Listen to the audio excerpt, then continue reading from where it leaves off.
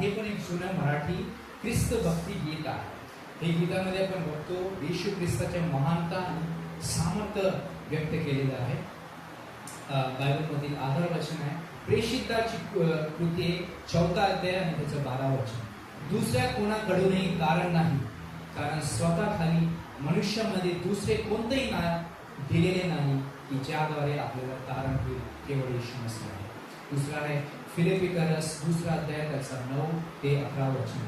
देवाने त्याने अत्यंत उंच केले आहे आणि त्याला असे नाव दिले जे सर्व नावापेक्षा श्रेष्ठ आहे, तो आपला प्रभू आणि परमेश्वर येशू ख्रिस्त आहे. या गीताचा संदेश असा आहे की येशूचे नाव पवित्र आहे आणि सामर्थ्यशाली आहे. तारण आणि आशा फक्त येशूमध्ये आपल्याला भेटते. येशूचे नाव स्तुती आणि गौरवासाठी योग्य आहे.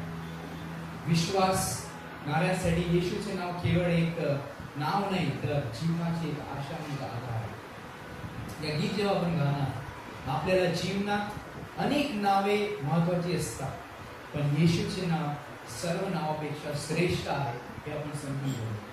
नावामध्ये तारण आहे, येशूच्या नावामध्ये तारण आहे, येशूच्या नावामध्ये आशा आहे, येशूच्या नावामध्ये सामर्थ्य आहे. आज आपण जेव्हा येशू येशू येशू नाव गोडफा हे गीत आपण गाताना आपल्याला आपल्या हृदयातून प्रभूच्या नावाची आपण स्तुती करू. येशू येशू येशू नाव गोडफा.